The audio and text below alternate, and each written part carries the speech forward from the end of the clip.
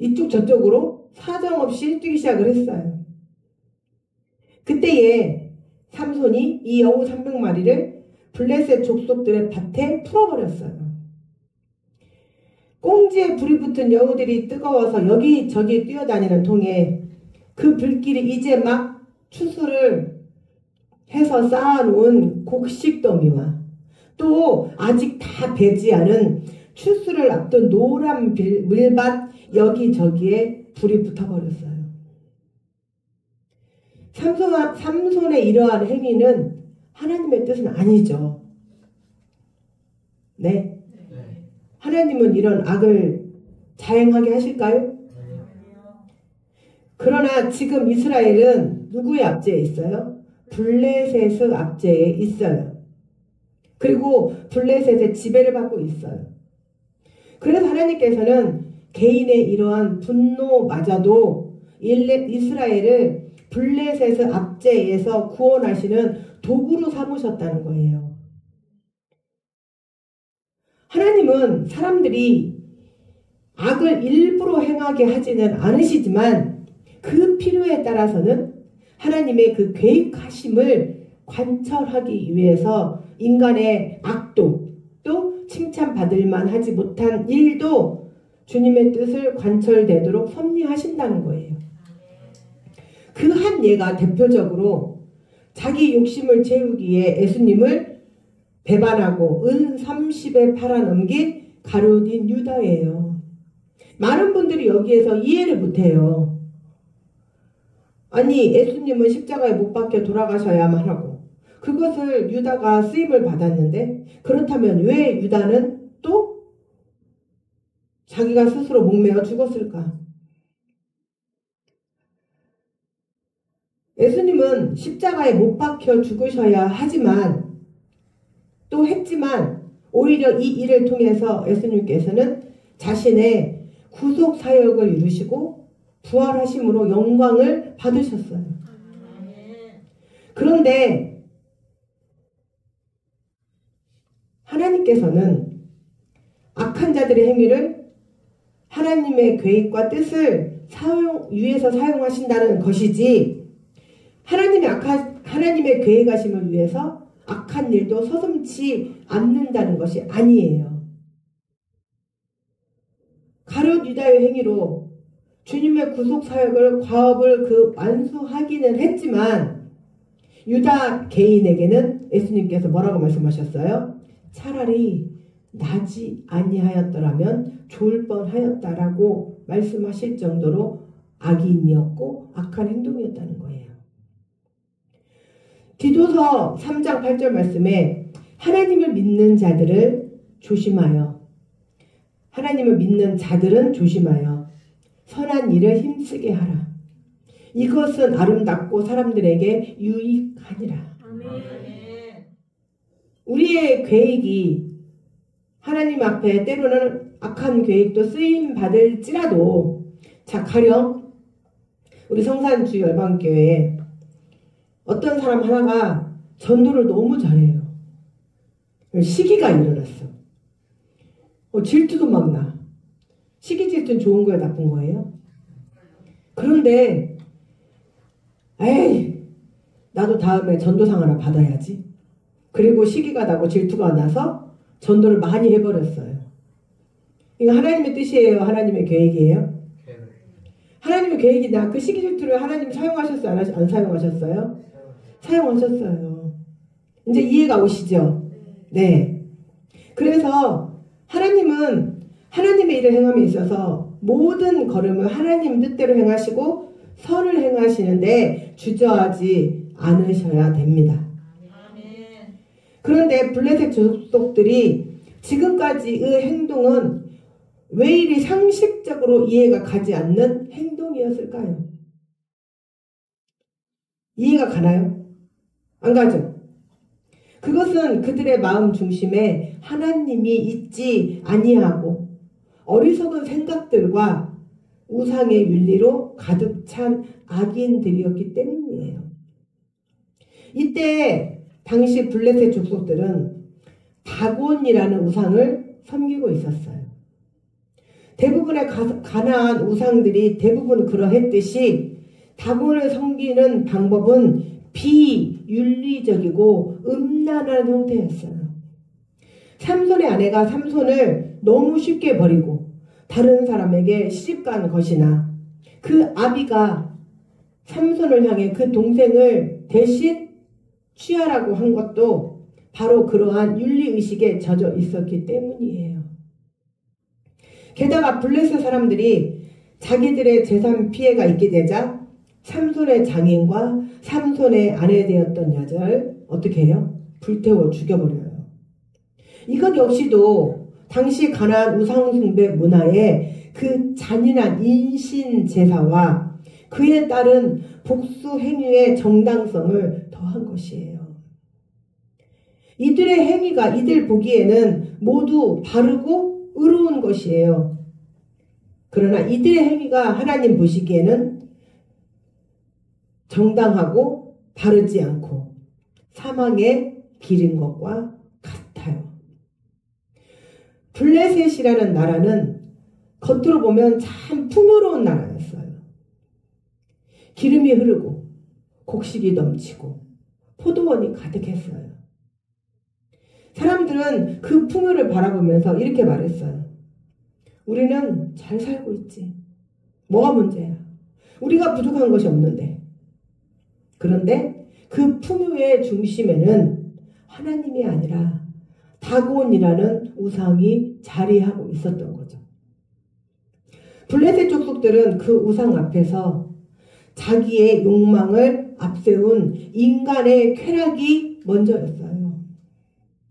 타락한 인간이 가장 선호하는 술 취함이 의식처럼 반복되었고 성적 문란이 축제로 포장되었어요.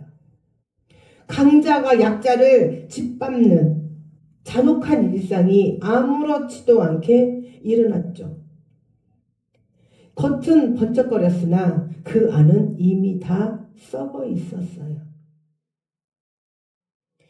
그때 하나님이 바로 삼손을 들어서 일하기 시작하셨어요. 사람들은 삼손의 행동을 단순히 삼손 개인의 분노로 보았겠지만 하나님은 그 사건을 통해서 블레셋이 자랑하던 풍요의 본질이 무엇인가를 드러내고자 하셨어요. 삼손이 횃불을 들고 여우들의 꼬리에 불을 붙여서 블레셋의 밭으로 풀어 놓았죠. 그 불길이 향한 곳은 밀밭, 그리고 포도원, 그리고 감람나무를 차례대로 다 태워버렸어요. 그런데 이것은 그냥 농작물이 아니라는 거예요. 하나님이 자기 백성에게 주시는 축복의 대표적 상징이었어요. 하나님께서 자기 백성들, 하나님을 따르는 자들에게 또는 하나님이 자기 형상대로 지음을 받은 자들에게 주는 축복의 상징이라면 우리는 그것을 누구한테 영광을 돌려야 하나요? 하나님께. 여러분들의 삶이 잘 풀리고 여러분들의 삶이 축복되고 풍요로워진다면 누구에게 영광을 돌려야 되나요? 그런데 하나님께 영광 돌리나요? 세상을 또 나를 돈을 벌게 해주는 그 무엇. 하나님께서 주시는 축복의 상징 앞에 그 중심에 하나님이 계셔야 합니다. 먼저 밀은 사람의 생존이에요. 이스라엘에게 밀은 단순한 곡식이 아니라 하나님의 언약을 실제로 맛보는 자리였어요. 곳간에 밀자루가 채워지는 것은 오늘도 하나님이 나를 살리셨다는 가장 기본적이면서도 근본적인 고백이었어요. 그런데 블레셋은 이 생존의 근원은 하나님이 아니라 다곤에게서 온 것이라고 믿었죠. 그래서 밀밭이 불타는 것은 단순한 손실이 아니라 너희가 의지하던 삶의 뿌리가 얼마나 쉽게 무너지는지 하나님께서 보여주신 장면이었어요. 다음으로 포도원은 사람의 기쁨이에요. 포도원은 잔치가 벌어지는 자리였고 사람이 쉬고 웃고 안도하는 삶의 정서였어요. 하나님이 주신 평안과 풍성함의 상징이 바로 포도원이었어요. 그러나 하나님을 떠난 블레셋은 이 기쁨을 자기 문화와 쾌락의 열매로 생각을 했어요. 포도원이 불길에 삼켜진 것은 단지 즐거움에 사라진 사건이 아니라 하나님 없이 누리던 기쁨이 얼마나 덧 없었는지를 드러내는 장면이었죠. 마지막 감람나무는 기름과 권세, 하나님 임재의 상징이에요. 감람 기름은 등잔불을 밝히고 제사장과 왕과 선지자의 머리에 부어서 구별하게 하는 관유였어요. 감람나무의 깊은 뿌리는 흔들리지 않는 정체성과 하나님이 함께 하신다는 표징이에요. 그런데 그 감람나무가 불타버린 것은 블레셋이 자랑하던 영광과 힘의 중심이 사실은 얼마나 쉽게 무너지는 허상에 불과한지를 하나님께서 드러내신 장면이었죠. 이렇게 보면 블레셋 들판에 번진 불길은 단순히 농사를 망친 사건이 아니라 삼손의 분노처럼 보였지만 실상은 하나님 없는 풍요의 실체를 드러내신 하나님의 개입이었다는 거예요. 여러분의 삶 가운데에 무엇 하나가 삐그덕거리고 무엇 하나가 무너지면 그것을 통해서 하나님 앞으로 나아오게 하는 계기를 마련하시는 것이라는 거예요. 겉은 풍성해 보이지만 속은 텅 비어 있고 화려해 보이지만 조금은 흔들려도 무너져 버리는 풍요로움, 그것이 바로 블레셋의 풍요였어요. 여러분의 삶에 풍요로움이, 여러분의 삶이 잘 나가고 있을 때 그때 하나님께 영광 올리셔야 합니다. 삐그덕거리고 내가 어떤 고통이 왔을 때 마치 교회를 점쟁이 찾아가듯이 무당 찾아가듯이 찾아오는 사람들이 있어요. 자기 힘들 때만 찾아오고 아무렇지도 않으면 찾아오지 않고 더 큰 밀밭이 포도원이 감람나무가 불태워지는 역사가 일어난다는 것을 아시길 바랍니다. 잠언 11장 28절 말씀에 자기의 재물을 의지하는 자는 넘어지거니와 의인은 푸른 잎사귀 같으리라는 말씀이 선명하게 드러나고 있어요. 풍요의 중심이 하나님이 아니면 그 어떤 것도 사람을 붙들어줄 수 없다는 하나님의 경고가 블레셋의 들판에서 생생히 나타나고 있죠. 그러나 성도 여러분, 하나님은 우리에게서 풍요를 빼앗고 빈손으로 세우시려는 분이 아니에요. 오히려 겉만 번쩍이는 풍요가 아니라 거품에 있는 풍요가 아니라 하나님께서 함께 하시는 풍요로움, 흔들리지 않는 풍요로움, 영혼까지 살리는 풍요로 우리를 축복하시려고 하시는 분이세요. 그래서 블레셋 들판에서 타올랐던 그 불이 멸망의 불이 아니라 너희가 서 있던 자리가 얼마나 허역한지를 보여주는 깨우침이라는 거예요. 여러분들 삶이 삐그덕거릴 때 그때에 하나님께서 여러분들을 통해서 그대로 좌절하고 쓰러지라는 것이 아니라 하나님 앞으로 나아오는 계기가, 그래서 하나님 앞에서 참된 축복을 누리라고 하나님의 부르시는 손짓입니다. 신명기 8장 18절 말씀에 네 하나님 여호와를 기억하라. 그가 네게 재물 얻을 능력을 주셨음이라고 말씀을 하셔요. 풍요의 근원이 하나님이심을 잊지 말라는 부르심이에요. 사랑하는 성도 여러분, 여러분의 삶에 있어 무엇이 밀밭이고 무엇이 포도원이고 무엇이 감람나무냐는 거죠. 겉은 좋아 보이지만 그 중심에 하나님이 계시지 않은 풍요가 있다면 오늘 이 말씀 앞에서 방향을 즉시 돌려야 합니다.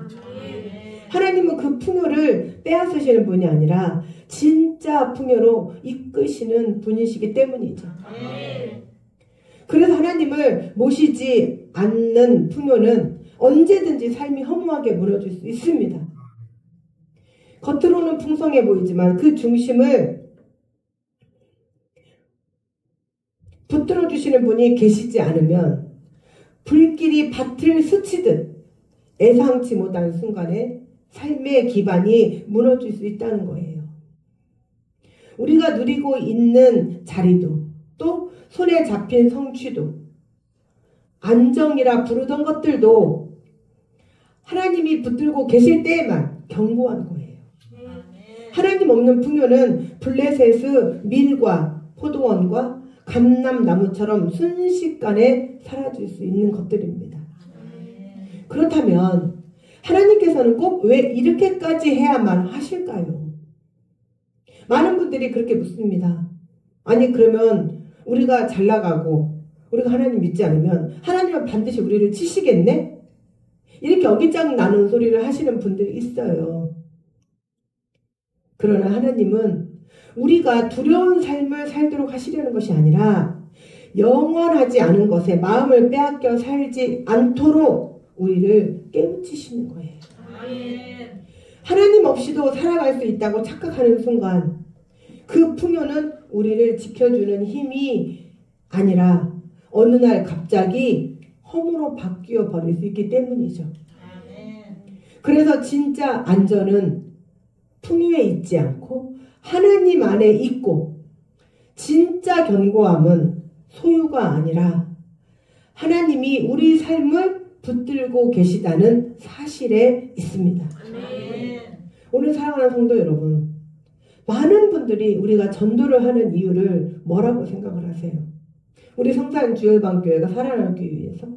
우리가 잘 되기 위해서? 그렇지 않아요. 그것이 목적이라면 저부터 여기에 있지 않는다니까요. 저부터 벌써 세상 밖으로 나갔죠. 그것이 아니라 한 영혼 한 영혼이 돌아오기를 천하를 얻은 것보다 기뻐하시는 그 하나님. 그리고 우리가 한 영혼이라도 깨우쳐서 그가 하나님을 만날 수만 있다면 우리는 그것으로 하나님께 영광을 올려드리고 하나님 나라가 확장되는 것에 순종할 수 있기 때문입니다. 또한 많은 사람들이 거품뿐인 풍요가 아니라 하나님으로 인한 참 풍요와 그리고 참 행복 또 참 축복을 누리게 하기 위해서 하나님 앞으로 나오라고 우리가 그토록 오라 돌아오라고 손짓하는 것입니다. 왜냐하면 우리는 이 모든 것을 다 알고 있기 때문이죠. 아는 자가 모르는 자를 깨우치지 아니한다면 하나님께서 에스겔의 말씀처럼 너희가 알고도 모르는 자를 깨우치지 않는다면 알고 있으면서 깨우치지 않는 너희까지도 모르는 자가 멸망을 당할 때에 너희가 책임이 있다고 하셨어요. 그러나 알고 있는 자가 모르고 있는 자를 깨우쳤음에도 그가 돌아오지 않는다면 그가 멸망할 때에 그는 책임이 없다고 하셨어요. 이 말씀이 굉장히 무서운 말씀이에요. 우리는 알고 있는 자의 책임을 다 감당하기 위해서 전도를 하고 그리고 나와라 와라 하는 겁니다. 그런데 마치 교회에 나오는 것이 자기가 생생되는 것처럼 마치 목사님을 위해서 나오는 것처럼 그 누구를 위해서 나오는 것처럼 착각들을 하고 있어요. 사랑하는 성도 여러분, 결국 사람이 붙들고 사는 모든 풍요는 사라질 수 있지만 하나님이 주시는 풍요는 영원히 무너지지 않아요.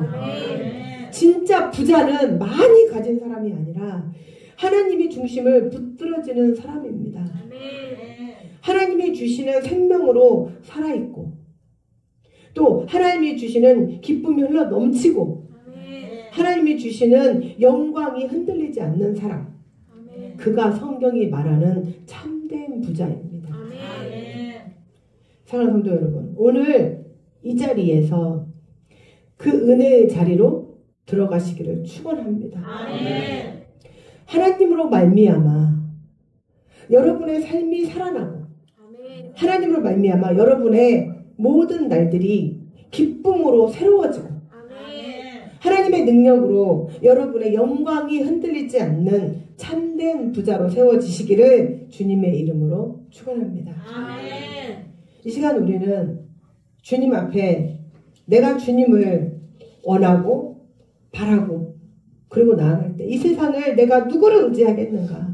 나의 힘을 의지할 수 있는 것은 오직 하나님뿐이라는 것을 결단하시고 아멘. 그리고 하나님 없는 나에게 풍요, 축복은 거품뿐이라는 것을 하나님께서 한번 훅 불어버리시면 그 어떤 것도 나를 견고하게 지탱해주지 못한다는 것을 이 시간 고백하시고 그리고 하나님만을 원하고 하나님만을 바라고 하나님께 서 있기를 기도한다고 우리가 이 시간 두 손을 번쩍 드시고 결단 찬양으로 나아가도록 하겠습니다.